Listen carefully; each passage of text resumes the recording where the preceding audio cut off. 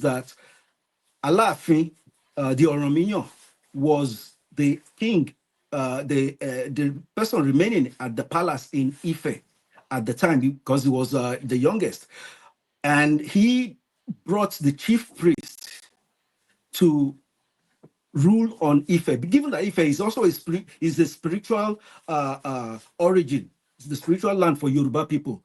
So it will make sense that it will be a priest, sort of, that he could use. But that doesn't mean that that's exactly how it happened. But this is how the story goes: that he brought in the chief priest to rule Ife while he moved to another place. He went to Benin, and then before he finally arrived in Oyo, and started as the Alaafin in Oyo.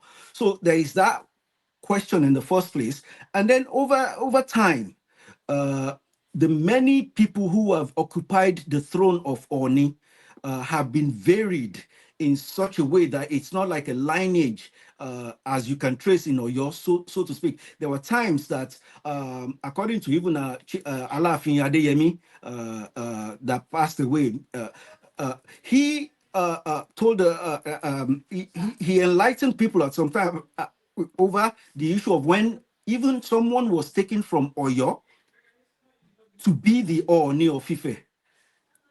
During the crisis, there are some crisis that was going on in Ife. Many of the Ooni, when they put them on the throne, they were dying very quickly. So they were looking for who would stay. There were some things that they first found a woman. There was a woman they found who occupied the throne. But over the course, so it's been varied. They picked someone from Oyo. They picked someone from Ibadan, to be the Ooni. So it shows in some ways how the Alaafin has been instrumental in how they select the Oni, how they manage things in Ife, and that tells us of the supremacy that Alaafin assumes over the entire Yoruba land. Even there are some rights when you select an Oni during the coronation. There are some rights that comes from Oyo to be able to certify the Oni. So all of this make people,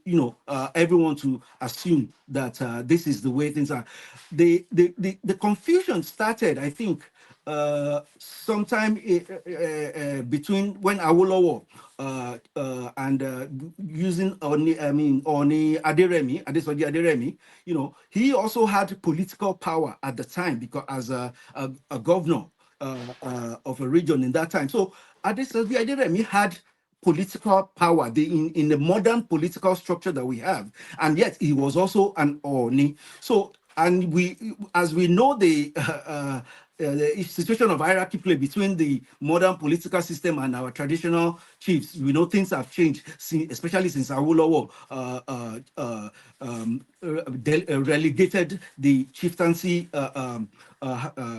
title. So that brought Ooni of Ife more to the fore at that time.